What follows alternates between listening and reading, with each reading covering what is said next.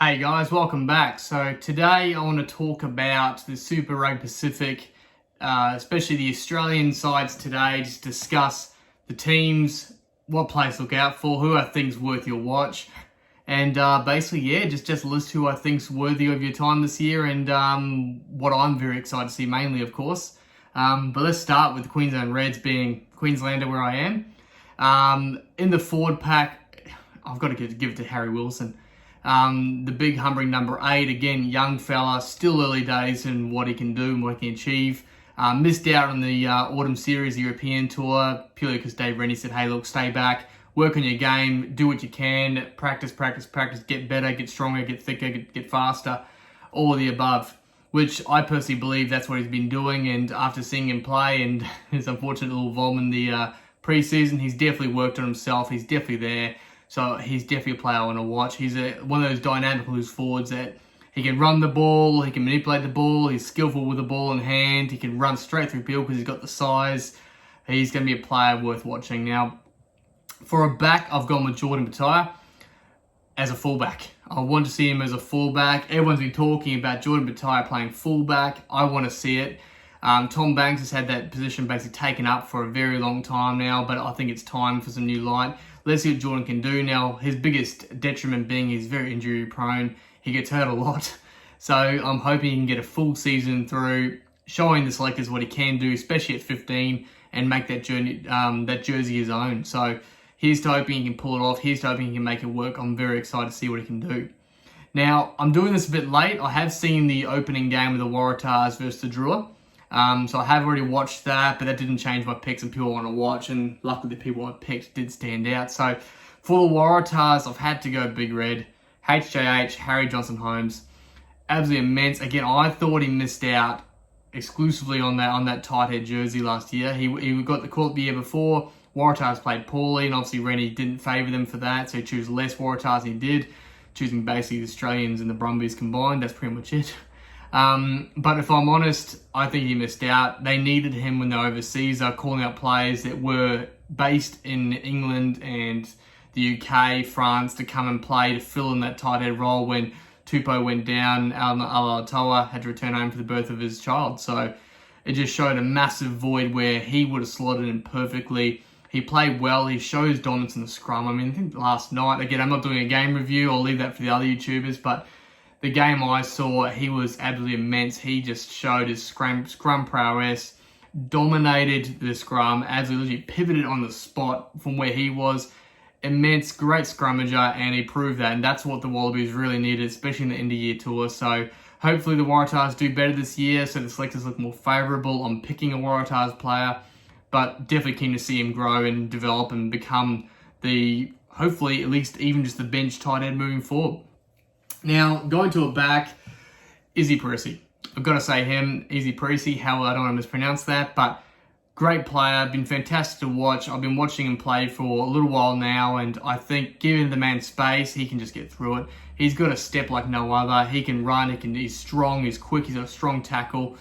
He's a fantastic player, and I want to see more of him. Again, was very, very upset that, the last game, I think it was against the Chiefs, he went down with a shoulder injury right before the Wallabies call-up. So I think he was named in the team, but he didn't play. He was basically there but injured.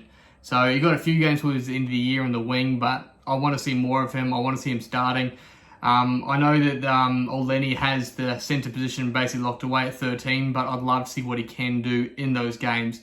I reckon he'd dominate, and it'd be great to see him get some minutes. Moving on, we'll go on to the Rebels. Now, I was half ready for that one, but not quite. So the Melbourne Rebels, Michael Wells.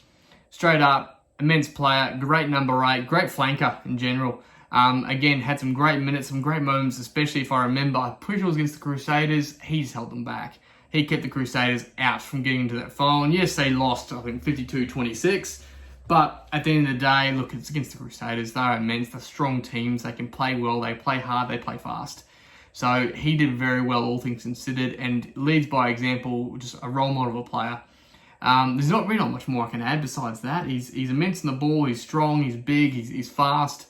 What more can you want out of a loose forward? Now, again, like my previous video with the Crusaders, I've cheated a little bit. I've got Matt Phillips, another forward. Now, Matt Phillips proved that he is dominant. He really helped clinch those Wallabies wins last year against South Africa.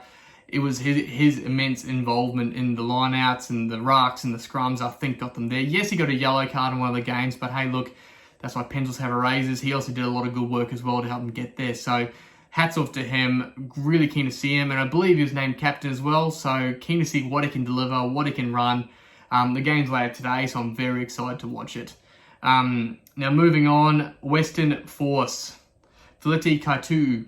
Hopefully I'm saying that right. Again, I've never had to say it out loud before. I read his name in the sheet. I know exactly what it looks like. Hopefully I'm getting it right. But basically another fantastic player. Hooker, dominance, Western Force. You know, they were a fantastic team last year. Yes, they had a lot of, well, retired All Blacks on their squad. But at the same time, and most of the Argentinian team. But look, they played well. They came third, of memory. So lost to the Brumbies in the semi-final. So great team, great performance. Really enjoyed watching them. Really keen to see what they can bring this year, and I think that he's going to be the key factor. He was named captain only a few weeks ago.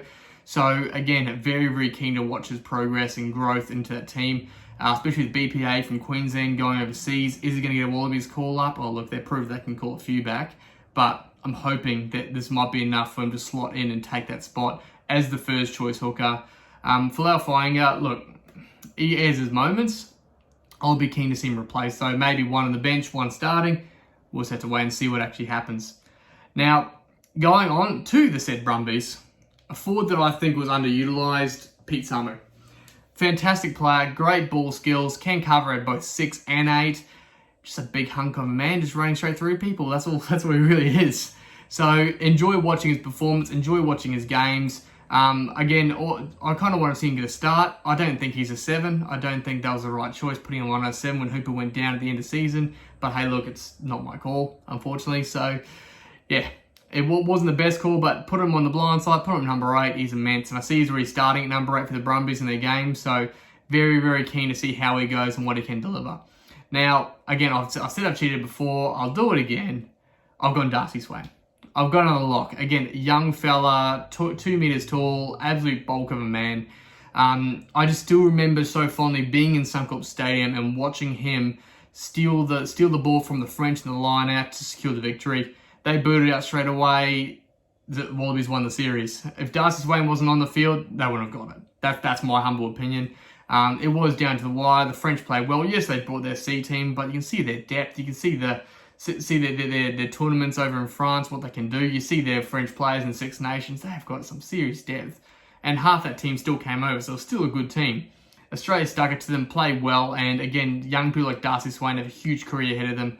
I'm very keen to see the development and where they end up, because at this rate, it's just going to keep going on and on and on and just going up and up and up. Now, last team, again, similar to Moana Pacifica, the Fijian Drua. I watched the game. I wasn't impressed.